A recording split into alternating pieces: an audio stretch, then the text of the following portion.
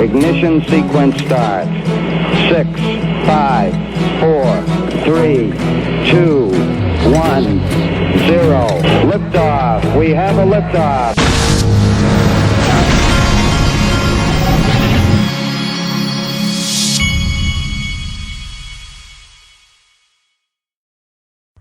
Hey everybody, this is the Digital Asset Investor, and it looks like Ripple swell has begun over in London. Listen to this.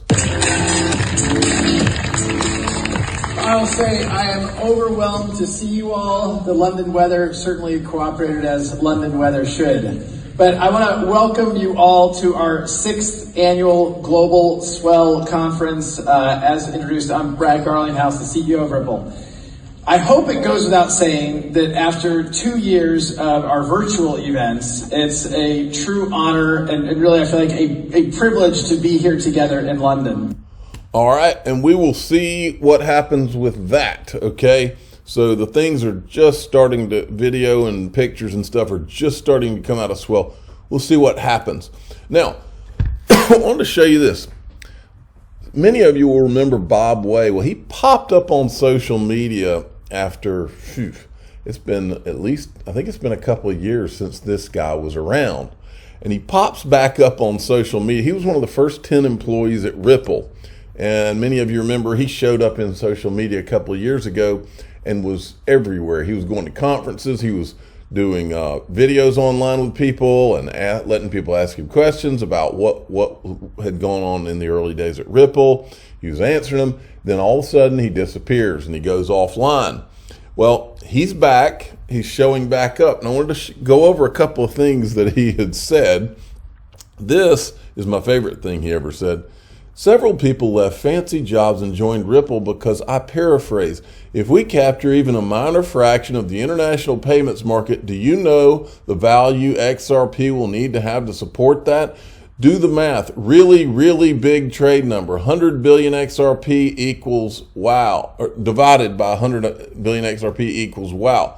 Those sort of conversations always buoyed my spirits and made me smile. But really, they also gave me anxiety and made me remember that my job was to make sure we don't all F this up. Now, he also said this. Once you have atomic settlement via 2 central banks, the game is over. Every other central bank will follow, okay? Now, this, and that's why you know who is so important. This is Jack McDonald of you know who. Watch. I'd say the third line of our business, which doesn't get much attention or press, which is very important to us, is something we're calling Polynet now, which has to do with building a settlement layer for a broad range of asset transfers that really spans the globe between analog and digital. And if you can envision a world where one would want to trade fiat for a fractional interest in a VC fund, or a tokenized interest in a private company, or a digital interest in a security of some sort, or a fractional interest in a real asset like a building. All those different trades are happening today in respective islands or silo marketplaces. And we want to stitch those together and build a settlement layer that will allow for instant atomic settlement. We don't want to store assets on our blockchain that we're building, but rather provide a mechanism to memorialize different aspects of a transaction and replace trust with truth in bilateral transactions, and to facilitate that in a way that benefits both the buy and the sell side. All right, so that's Jack McDonald. Now, here he is again talking about the same thing. New York, and so we went to the highest regulator in the land and got our New York Trust Company charter approved earlier, in the middle of last year. Part of that is from the things we talked about custody. We also have a different product that we're building that we're currently referring to as Polynet, which really is more of a settlement layer across different types of asset transfers that's designed to be interoperable with different protocols, different trading venues, different settlement chains, and ultimately provide for instant atomic settlement across digital and analog marketplaces. And that's true. You don't say. Well, guess what, folks? I got a surprise. The surprise is somebody is back on the board at Link2, who's one of my sponsors. Last time I was able to scoop some of this up when it sold. I think it sold in like 30 seconds, and I was able to get some. This time I think they've added a little more. I don't know if there's any left. Click it. The link will be at the very top of the description of this. Click on that link. Tell them DAI sent you, and they may. I don't know how long this is. It could be gone already. So I apologize if it is.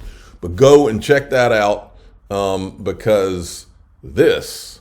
But I mean, I think that stuff may sell faster than Ripple itself. I mean, if there ever was, if I ever had my two favorite holdings, it would be these two by a long shot, and then probably this one Uphold.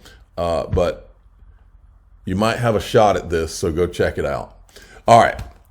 Now, I wanted to remind Maria Bartiromo, remember the other day, they supposedly, according to Natalie Brunell, it was incorrect. Maria's team asserted incorrectly and told me they're issuing a correction for that. I've never had any updates on the trial. I've never had updates on the trial or lawsuit and don't claim to. And you'll remember they flashed it across the screen. Somebody had to type out SEC versus Ripple settlement expected tomorrow. Maria Bartiromo said, I know you expect a settlement tomorrow.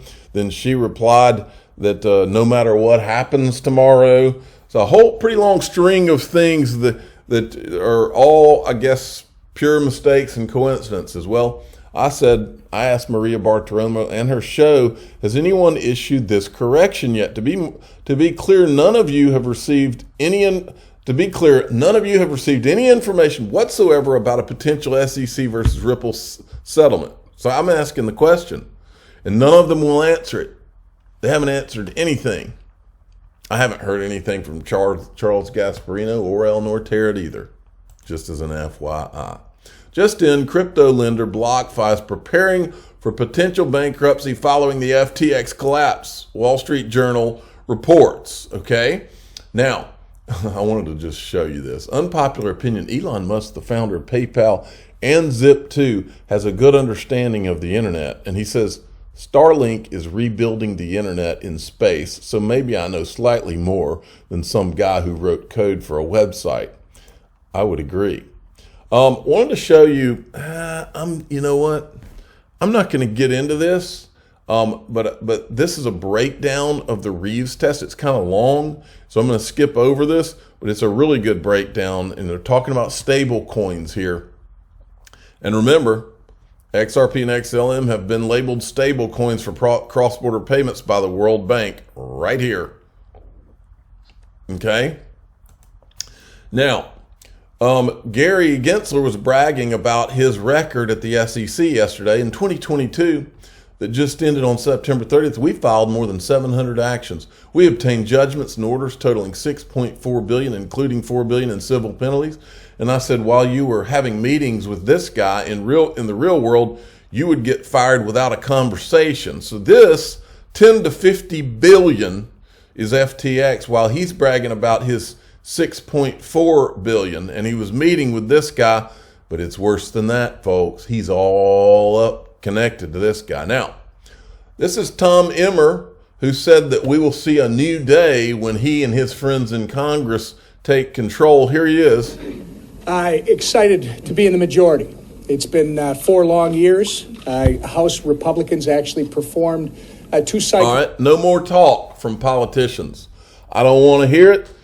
We want a new day. We want hearings, Gary Gensler hearings. We want you to haul his butt up and make him uncomfortable. Make him have to answer questions. Make him plead the fifth. Let's show the world how corrupt all these people are. Now, turns out Joseph Bankman, who is Sam Bankman-Fried's father, helped Elizabeth Warren draft her tax legislation in 2016. Here she is whispering in Gary's ear. And here's another thing about her. Anti-crypto U.S. Senator Elizabeth Warren had close ties with Sam Bankman-Fried, says Stacks co-founder Peter Shea. And as previously tweeted, the former FTX CEO used to date Alameda Research CEO Caroline Ellison. Ellison's father, Glenn Ellison, was U.S. Securities Exchange Chair Gary Gensler's boss when Gensler taught a course at Bitcoin. Now, folks, prepare to be uncomfortable, okay? Because I want to show you something now, and it's out of place here, but I'm going to find it. All right. Now, here's what do we know? We know that Gary Gensler's been after crypto. We know that Elizabeth Warren has been after crypto. We know that Brad Sherman has been after crypto. They all want to shut it down. They all want to call it illegitimate, okay? Well, let me show you a little video that this guy did on YouTube, because FTX, folks, write it down, FTX is not just some crypto exchange that went down. This was a freaking operation, folks. I want you to watch what this guy says, because these people are up to no good. Write it down. These people are up to no good. Tom Emmer, you better start investigating what's going on here, because this is not just some exchange that went down. This is pure, all-out corruption. Listen to this.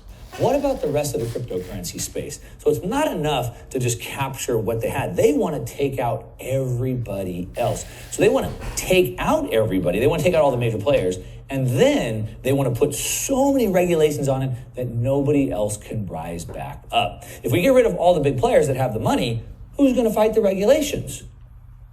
All right, so now they want to capture cryptocurrency. So, first of all, the companies, they create money from thin air. FTX, they create this FTT token. Their sister company, Alameda, pumps that out of nothing and creates fake value. Now with these fake tokens that they fraudulently created value for, then they can borrow against those or cash them in for dollars. And then they take that money and start manipulating the market. And what they do is they start taking down crypto companies. Now, what am I talking about? Now, you remember I've covered this at length. If you've been following the cryptocurrency space at all, you know that really this all started happening in about May of 2022 when Terra Luna collapsed. When Terra Luna collapsed, then it was a domino effect and it took down everybody else. Then it took down 3 Arrows Capital, and then it took down Voyager, and then it took down Celsius, and it's only cascading. Well, it looks right here that we are going, well, it says here that SBF, Sam Bankman-Fried, is responsible for the Terra Luna crash. Everybody wonders, who is the one that took them down? Who is the short seller? Well, turns out it looks like it's Sam Bankman-Fried is the one that took down Terra Luna that caused the cascading effect. It says that CZ, the founder of Binance, knew that. SBF intentionally took down 3 Arrows Capital. So first he took down Terra Luna, then he took down 3 Arrows Capital. Then Sam Bankman-Fried moved user funds from FTX to support Alameda, because Alameda, his sister company, was also caught up in the carnage. So what they did is they took users' funds, if you had money on FTX, your money, and fraudulently moved them over to Alameda to prop them up, because they also caused damage for their own company. It says that CZ from Binance approached Sam Bankman-Fried, but was ignored. So then CZ tweeted as a last resort saying, hey, look, we want to get rid of our money. Now, so they took down the major players. So he took down FTX, took down Luna. It took down Voyager. It took down Celsius. It took down 3 Arrows Capital. All right, what's next? Well, who are the other big players? Well, one of the other big players that U.S. regulators have been trying to get for a really long time is Tether. That's the final one they want to take down, folks. This is sick what's going on here. And these people have got to pay. And I say again, a new day better be coming, Tom Emmer, because we're sick of the talk. All this talk is cheap. So it's time. New day coming, let's see it. Because we're going to be watching, and I'm going to be throwing a new day coming out in front of my audience for the rest of the next 2 years. That is all we're going to hear until you guys start having hearings, because a new day better be coming. I'm the digital asset investor. I'm not an investment advisor. This is for entertainment purposes only. Please subscribe, hit the like button, and tell your friends and family that a new day better be coming. Thanks for listening.